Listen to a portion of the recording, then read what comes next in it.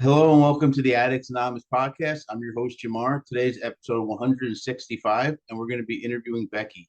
How you doing, Becky? Hello, thanks for having me on. No, I'm Doing glad to good. have you. You excited to do this? I am. It's been a while. I'm really looking forward to diving into the good stuff. Yeah. All right. Have you ever told your story before, like at a meeting or anything like that? A few times, yeah, not at a meeting actually, but a lot in my work, and I've done a few other podcasts. But it's been a while, and there's lots of new stuff that's come through. So it's going to be a good day to share. Okay, awesome. Glad to hear it. I'm excited for this. So, the same question I ask everybody when I start off: what was your childhood like growing up? Okay, big question. Yep, I want to hear all about it. Yeah, cool. So I was born into a family of alcoholics. So both my mum and my dad had addiction issues. And yeah, pretty much from the word go, it was quite a stressful, chaotic environment to be in. And even when I wasn't in my parents' care, I would often be given to, like my auntie or whatever, and they also had like drug or alcohol problems as well.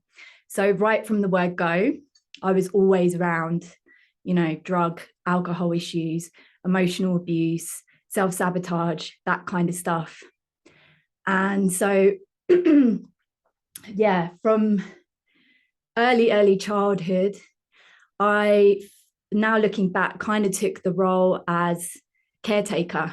I would often, when I was a child, hear my dad was usually away, but like my mum would often have people over, have big parties, get really drunk, and there would be stuff that would happen. There would be things that went down, and I was often the one to kind of rush downstairs and either be trying to talk people out of situations or trying to clean things up, clear things up, all that kind of stuff.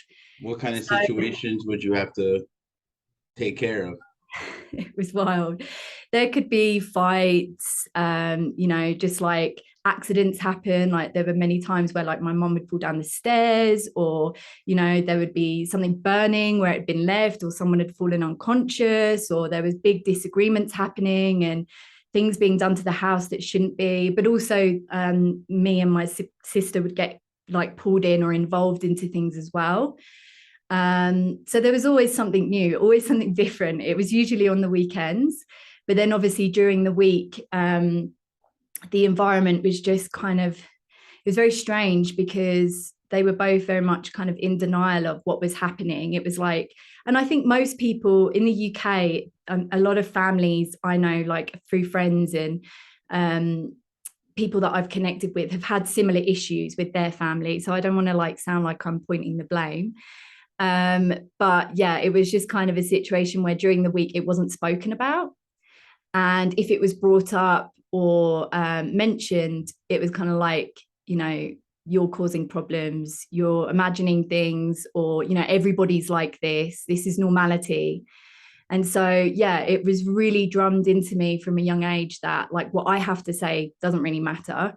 What I'm seeing isn't true.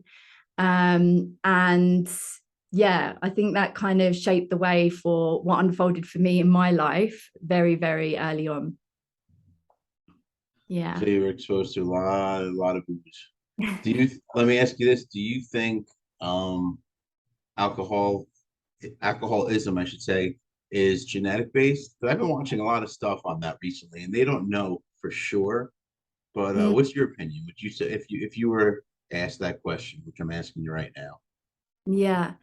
I feel it's a coping mechanism for deep trauma.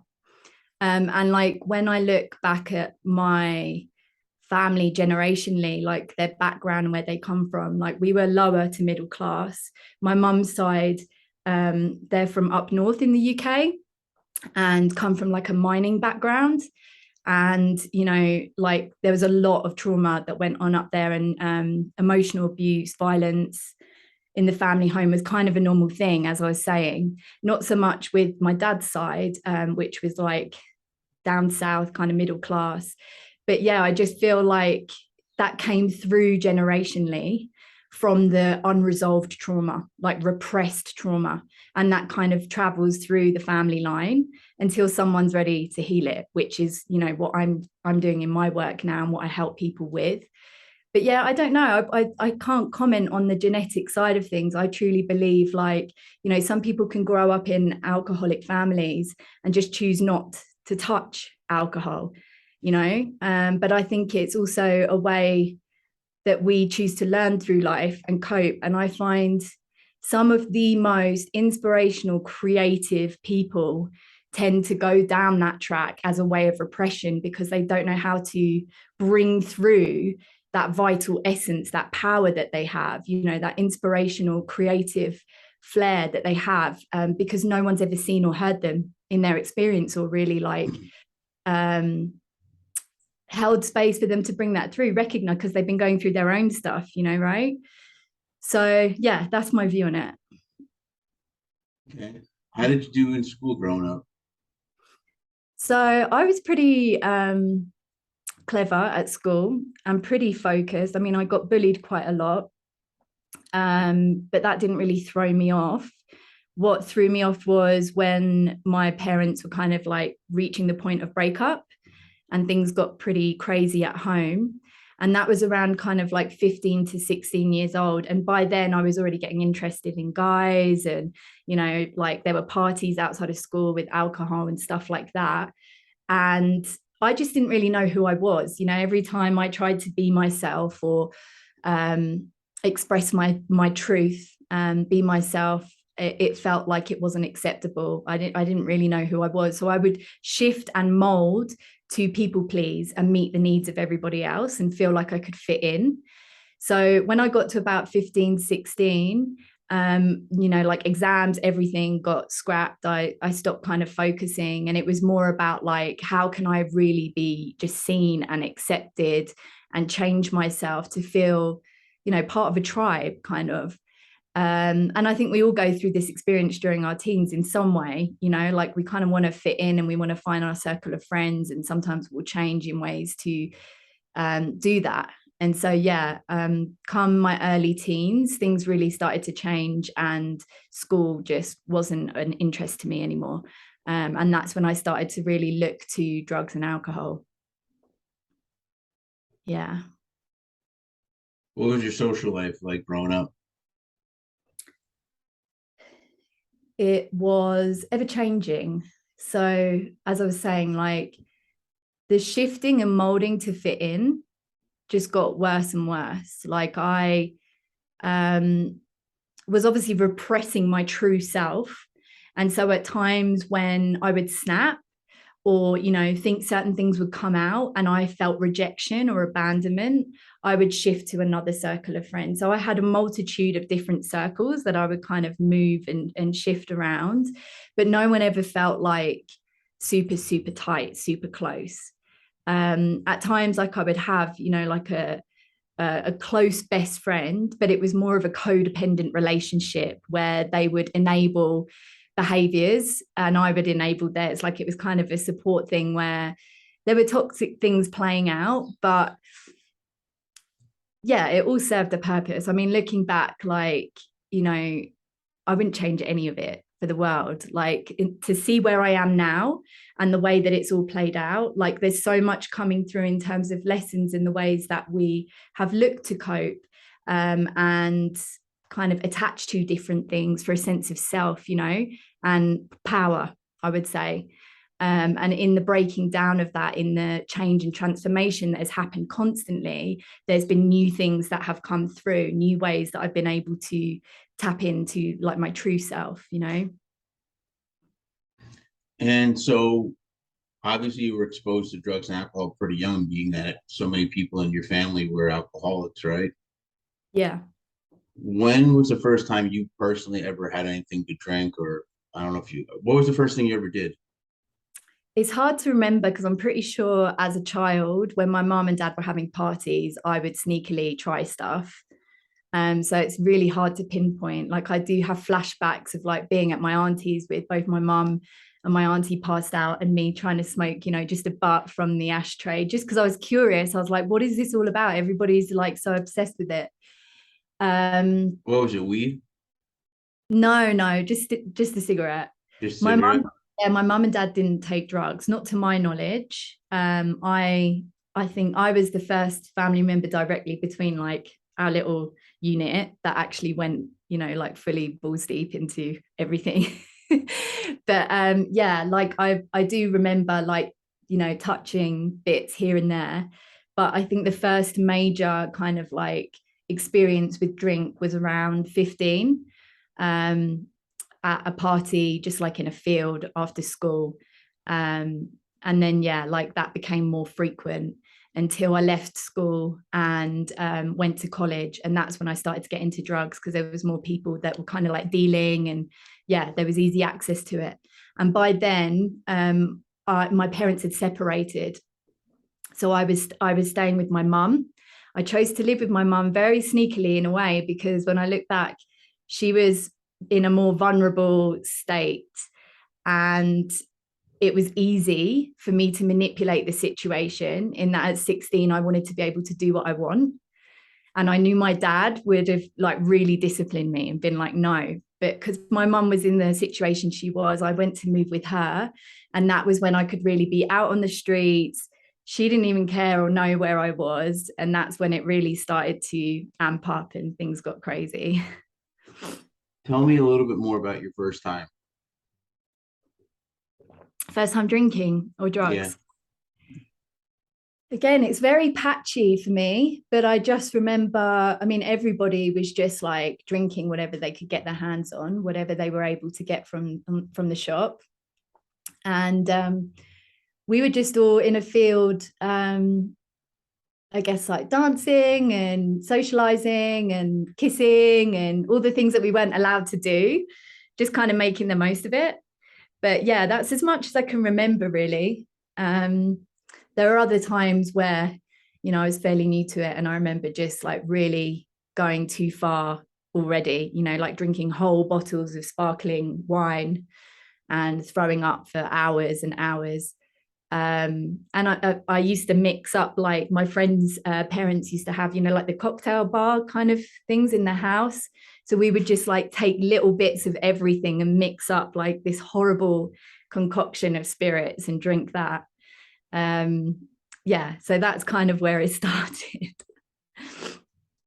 So I mean, it sounds like you have good association with your first time talking about dancing in the field and stuff like that. Yeah. A lot of people, their story is not so pretty. A lot of times it ends with them face deep in the toilet bowl. You know what I mean? Mm. Regretting it. I don't remember having, actually it was all pleasant, because I was really unhappy with who I was, how life was. And I just remember as soon as like, alcohol came along and there were all these parties and stuff, life got fun. So it was an opportunity for me to step away from life, like disassociate, like break free, feel a sense of like community and connection in some way as well, because it brought down the barriers, and it helped me to kind of open up in ways that I felt I couldn't without alcohol. And I guess that's where it was a slippery slope for me, because in kind of feeling that way about it, it then became more of a dependency where, I started to go out, and it was like I couldn't be out with everyone unless I had a bottle or a can or something there to help open me up, basically. You said earlier you were unhappy. Do you remember what was making you unhappiest when you were young? Yeah, I think it was just being in such a crazy, volatile environment was very uncomfortable. And I know now, like I'm incredibly intuitive and sensitive. I pick up on everything, like thoughts, feelings, emotions. That's what I do in my work now, is I help people, I guide people through big energy blocks and do clearings. But at that time during my childhood, obviously I didn't know anything about that, neither did my parents. And now looking back, like with the energy in the house, it was very kind of like angry, emotional. There was so much pushed down in so many ways that people were coping with it. And I would always, just honestly pick up on things and try to speak to it.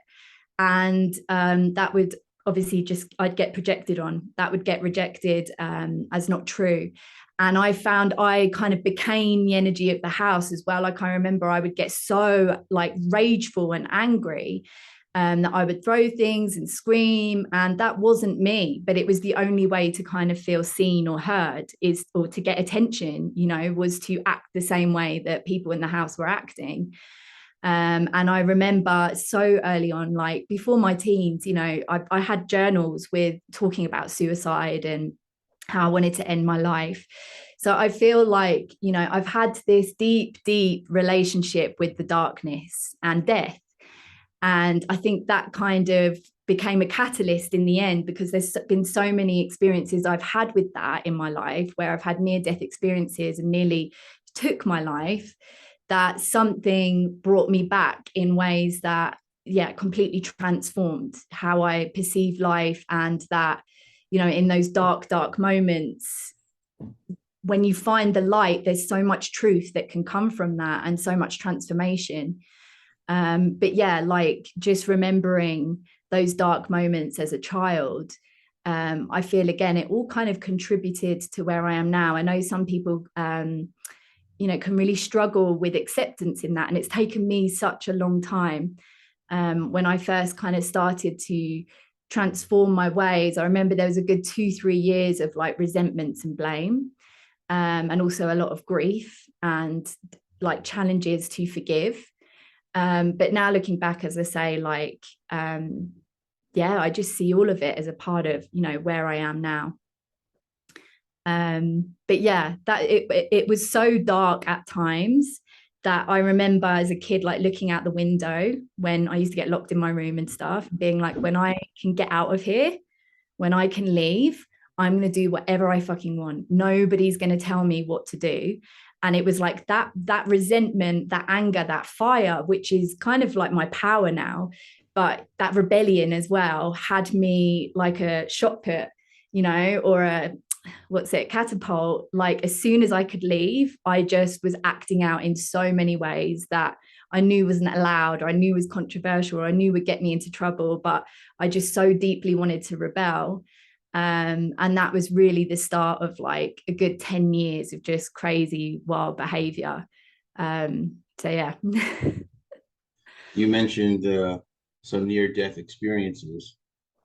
What kind of stuff? So when I first started to take ecstasy, I didn't really have any kind of limits on how much I would take. Like the first time I started to take ecstasy was like 16, and I triple dropped on my first night. And then that kind of became a habit for me. And I was known for how much I would take. People would be like, fucking hardcore, you know, she can take so much. And it was kind of like a pride thing. I was like, yeah. But yeah, that obviously wasn't going to last forever, taking drugs like that. And there had been a few times where I had drank a lot of alcohol, and then in queuing up for a club, if they were going to do drug searches, I would just pop everything I had in one go. And there were 2 occasions where I ended up collapsing and being taken to hospital, and being strapped to a chair, waking up with a drip and stomach pump. And yeah, so there's been, yeah, a number of occasions where that's happened. I don't actually know how many times. There's been so many times I've woken up in hospital, but like 2-3 specific times where, you know, there's been drips, and yeah, they've had to like really try and help me come through whatever drugs I've taken. So a lot of overdoses. Yeah, yeah. And it's strange because like in speaking about it, I didn't look at them as overdoses, but it was kind of like, oh yeah, I just took too much, but I overdosed. But life was so crazy for me, where I would take such ridiculous amounts that I just didn't see it as any kind of like, you know, crazy thing. It was like normality to me. And now I've kind of come through the other side. I'm like, that was huge. You know, I nearly killed myself, and I didn't see it as a big deal. And it was almost celebrated. Like the first major time that I did that, I actually booked a taxi from my friend's house, who my friend came to get me and took me to their home. And they were trying to keep me there. And I refused. I booked a taxi and went to an after party. And I had hospital bands on my arms. I turned up with a bottle of vodka. Everyone was like, way, like cheering me on. And I was back in the kitchen doing ketamine after just having like drip and everything. And still with my hospital bands on. And it was kind of like, I'm the champion of just continuing kicking on, you know. So I had no respect or regard for my life, really. Like, I just didn't care. It was like, if I go, I go. But I'm here for the party, basically. And just kept on. Yeah. So once you graduated high school, going back a little bit, what did you Mm. do with your life? I mean, as far as getting a job or anything like that, or or at past college, whatever that was. Yeah. So I had a attempt at college. So when I moved with my mum, I left school and went into a college, and I think I lasted about 3 months, and then chose to drop out. Um, and by then I was like in kind of like a group, a gang in the area that I was living in, and just hanging out on the street, drinking most Friday, Saturday nights. Started to kind of like dabble in some weed, and then I met a friend that dealt crack and cocaine, and started to try that. So yeah, then I decided to get a job, and I explored a few things, like I was cleaning the local leisure centre and gym, and then I managed to get a telesales job. So I started to work in sales at 16, and it was great because it was very social. It was easy for me to do. I was very good at sales, and it was good money. But also in that environment, again, like they're giving free bottles of wine to people who've got the most sales. There's people coming in doing cocaine in the toilet. So I kind of entered an environment which then kind of, yeah, just enabled that behavior even further. And at 16, 17 was then obviously going out on team nights out and things like that. And yeah, things just continued to snowball. Yeah.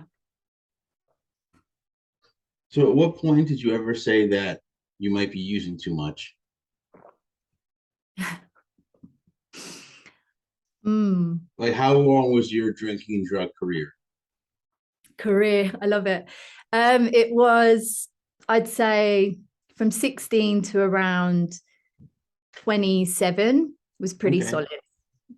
And it was around 25 that I mean, I'd always had like a keen interest in exercise, like fitness, and like from very early on would go to the gym and do training classes and got really into that. So there was something in me that wanted to have healthy habits. And I'd always had kind of like a very deep introspective side of me. So I read like, some kind of spiritual books and stuff. I'd always had kind of an interest in the mystic stuff, but it also got kind of laughed upon, frowned upon by friends and social groups. So it's kind of something that I kept quiet.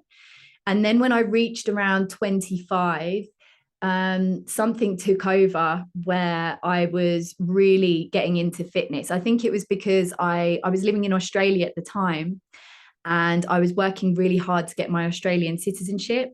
So it meant I had to really commit to focusing on work, earning lots of money, getting recognition for the citizenship process, the residency process, and going to the gym. So there was some consistency and routine happening in my life that I had to do in order to get what I wanted, my citizenship.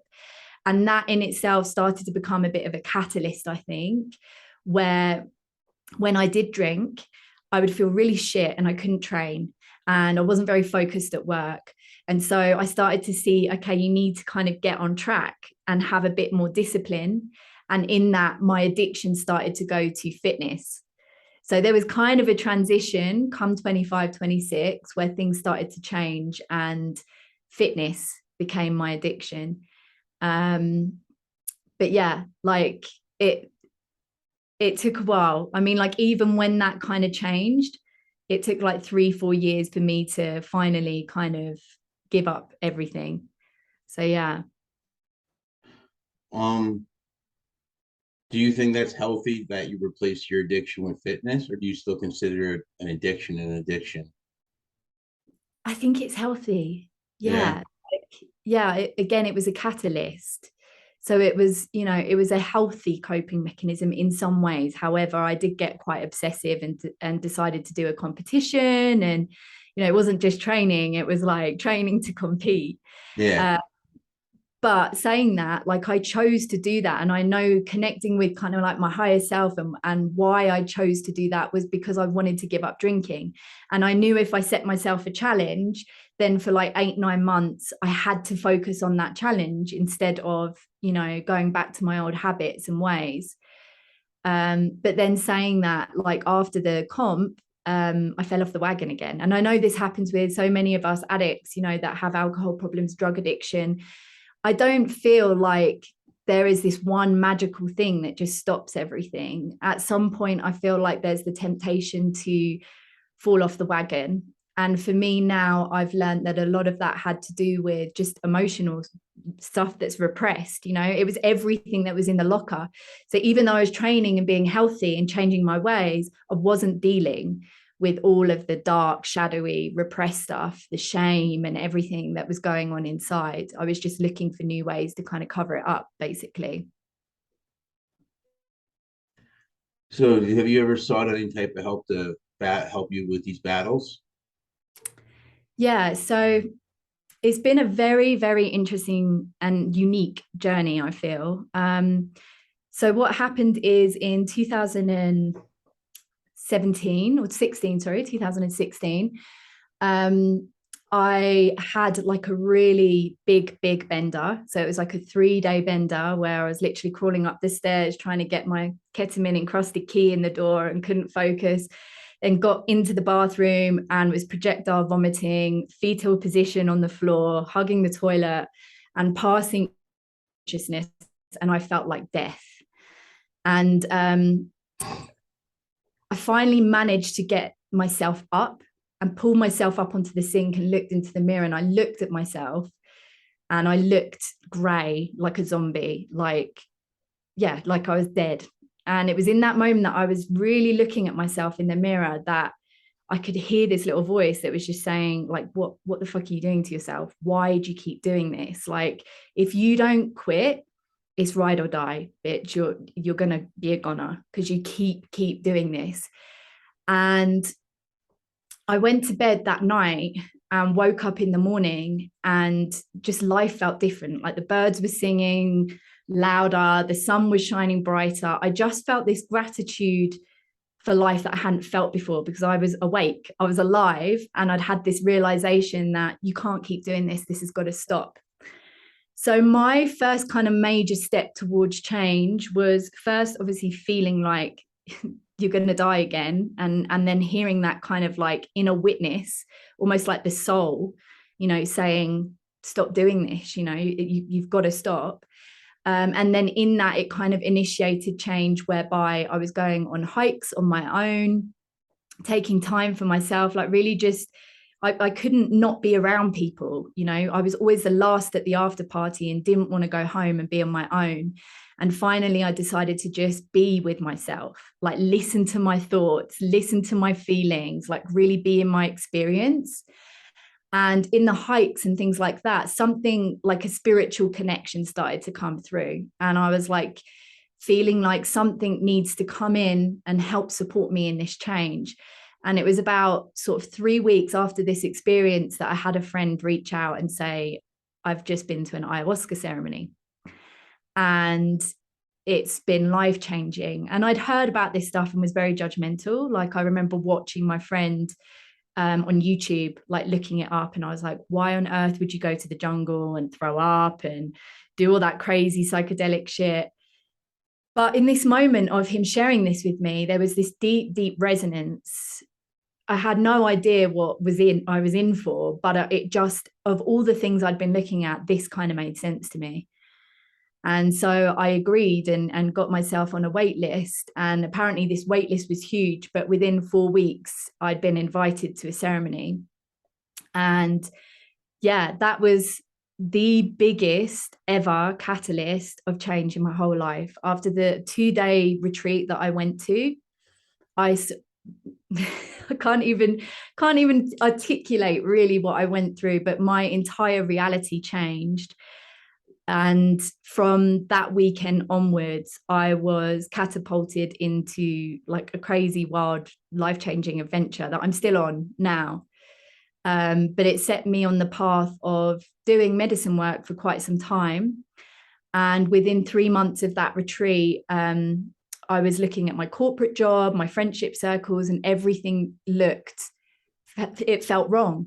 It was like I could see the authentic truth of what I was really surrounding myself with, and none of it felt aligned with the truth of who I am. And I walked, Ayahuasca is a hallucinogen, right? yeah, yeah. How long do you trip for? It was, so there's 2 ceremonies and it goes on for, I think, like 8 to 10 hours each night. And It's a long trip. yeah, yeah. And I'd never experienced like psychedelics before. I'd only ever taken kind of like amphetamines and stuff. So yeah, I didn't know what I was in for. And I was super frightened. I was super scared. I was also super judgmental, seeing all these spiritual people in their white outfits and like smudge sticks and stuff. And I was like, what am I doing here? I wanted to run away. But yeah, and the first night, after the first night was so huge, I cried for 3 hours. Like I had so much emotions release and revelations, memories that I couldn't remember came through from when I was like 5 years old, that helped me to understand certain things about myself, the way that I was acting, the things that I was doing, and helped me to have a deeper sense of compassion for my family and for myself. And after that first night, I was like wrung out. It was like I had been like a heavy, wet, sopping towel full of dirty mud and crap. And it was like it wrung me out of all the stuff. And I was saying to the facilitators there, I'm good. I don't know. Like that was like I went on a near-death experience, saw my whole life flash before me, and I'm complete. What more could I see? And they were like, that was just like a slight opening of the can of worms. Like you've got to go for the second one because your barriers are broken a little bit now, like, your defenses. And yeah, mustered up the strength to do a second night, and that was even bigger. And like I say, it blew my mind how it's just like my whole life was presented before me with all the deeper understandings of why what happened needed to happen, and also just allowing myself to feel emotions that I wasn't allowing myself to feel. And in that process, it kind of softened me and opened me up to feeling myself more deeply. And in that, it was like I didn't want to keep numbing myself out anymore. I couldn't. And so every experience that I walked back into in my life, like my reality that I created, it didn't feel aligned anymore. It was like, I can't be numb to this. I'm in this office, everything looks black and white and stale, and people are like on the fake with their fake phone voices and pretending to like each other and slagging each other off. I can't do this anymore. Like I can't be fake. And so that, again, after about 3 months, it took me a while and it was really, really hard to walk away. But I got the strength to leave, and something in me just wanted to completely strip back. So I, at that point was like fake hair extensions, fake eyelashes, fake nails. I was wearing high heels all the time, fake tan, like I was in a recruitment job, earning a lot of money. And I started to look for like a commune, like an eco community. I got rid of like all of my clothes bar one suitcase. I got rid of my apartment and I just hit the roads of Australia with nowhere in particular to go. But it was like I just washed myself clean of everything and just wanted to strip bare, like go back to simplicity so I could build my life back up.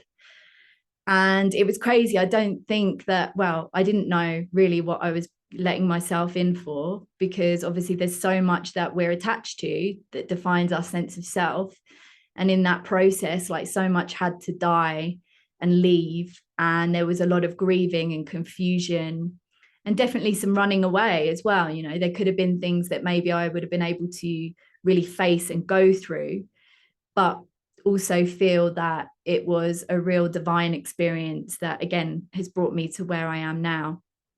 But yeah, the ayahuasca was the catalyst. That's the main thing that really helped me. And then there were other things along the way, like I've done 2 Vipassana meditation retreats. I don't know if you've heard of Vipassana. No, I've never heard of that. Okay, so it's actually donation only. So they're all around the world if anyone's interested in doing one. And there's meditation temples what you go to, and they teach a certain type of meditation every day, which helps you to drop into the body and feel your feelings. And it's pure silence. So the day that you get there, you hand over your phone and you go into sacred silence, and you cannot speak, talk, or give eye contact to anyone for those 10 days. So it's a full introspective experience. And yeah, they're donation run. So anyone struggling with money or whatever, they invite everybody and anyone that wants to try that experience to go do it. And yeah, I think I would have really struggled with that had I not kind of gone on that big introspective journey with ayahuasca. But that was really transformative as well. I think just being quiet, you know, from all the noise and craziness and talking and gossiping, to just be silent. I had like a huge experience both times that I went to do it, which was almost like taking psychedelics without any psychedelics. And it taught me the way that when we're really quiet and we can really drop into our feelings, it's kind of, we open up like a, I don't know what you call it, like reservoir of what's sitting there. And, you know, in day-to-day life, there's so many distractions and things that we reach for, and we're constantly stimulated and doing. It's very hard for us to tap into that. And in this retreat, it was like you have no choice. You are sitting down, you are committing, you are dedicating your time and energy to really just feeling what's in the body and connecting with your breath.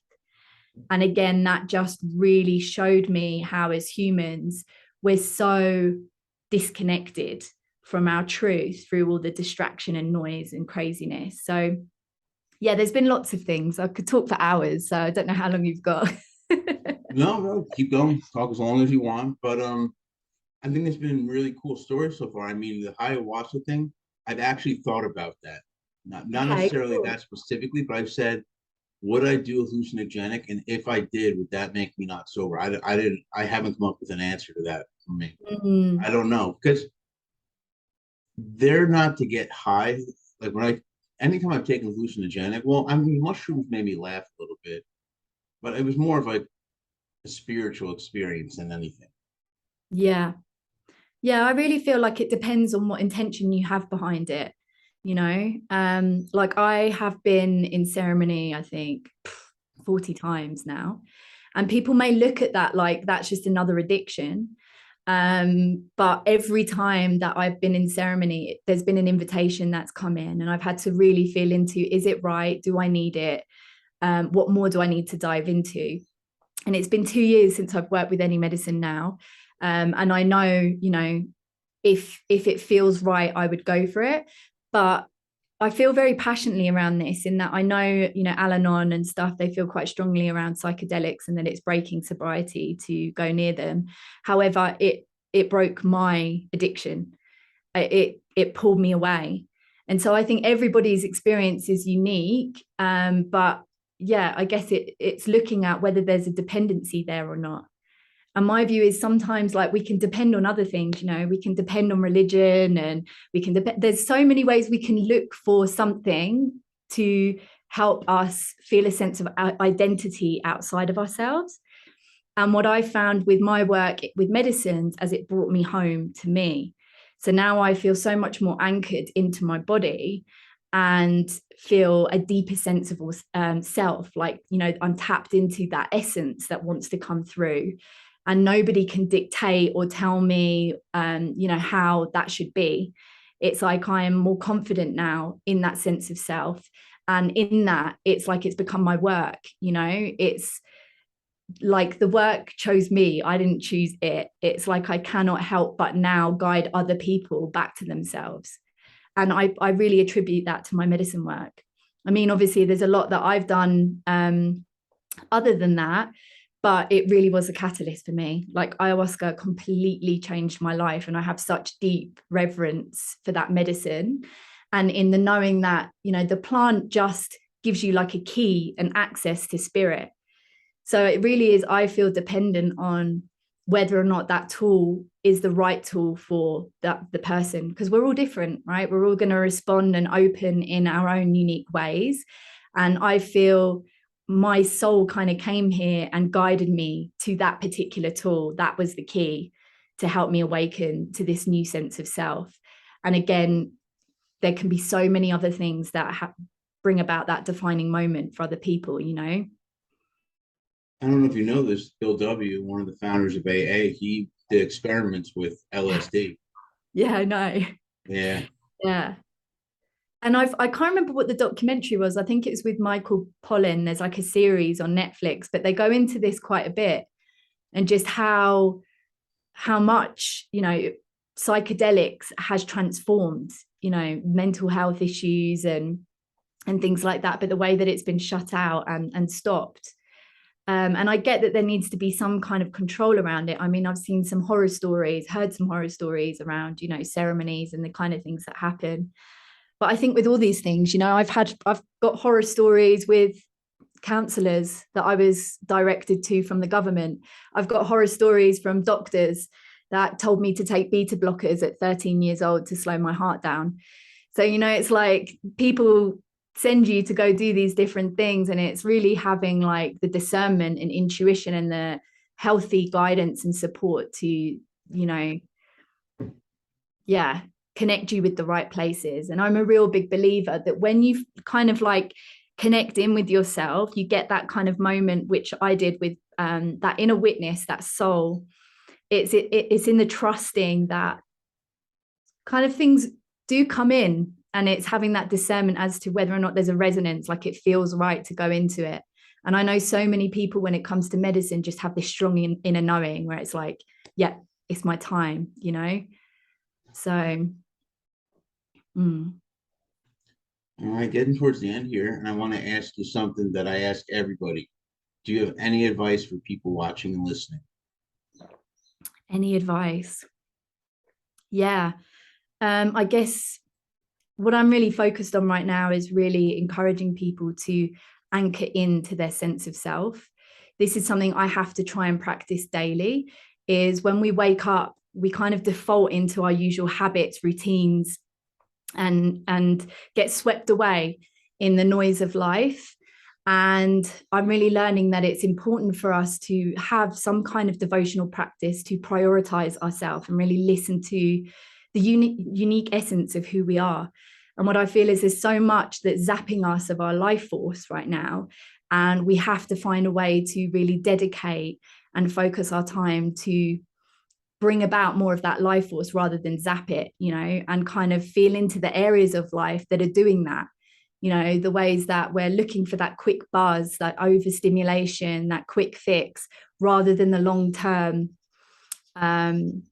more sustainable options, whereby it may take some real commitment, time, and dedication to facing the tough stuff and actually doing things that you really, really love.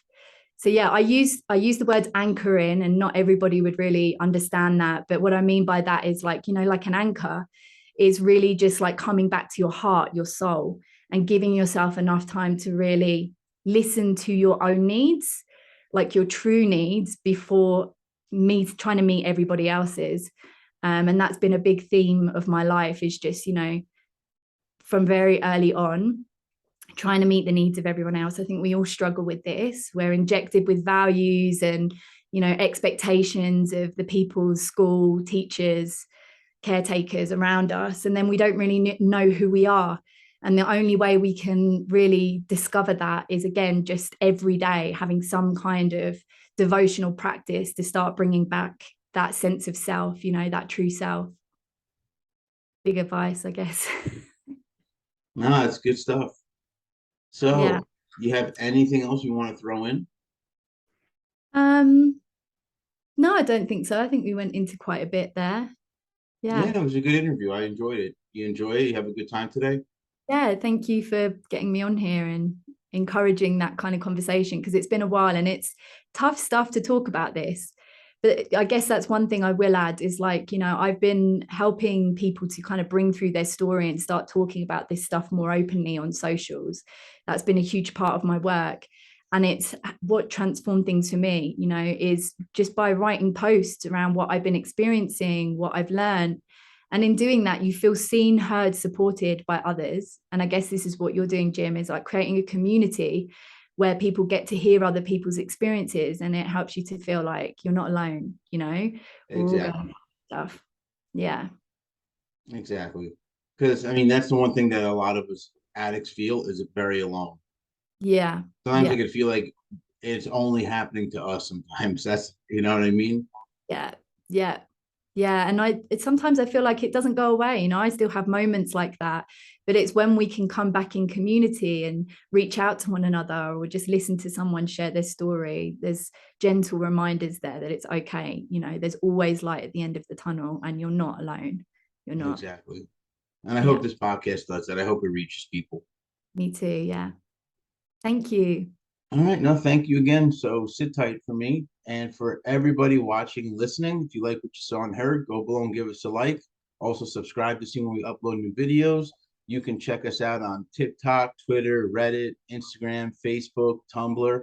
I also suggest checking out our website, which is www.addicts-anonymous.com. Got plenty of free resources and literature there. So I hope you enjoyed today. And until next time.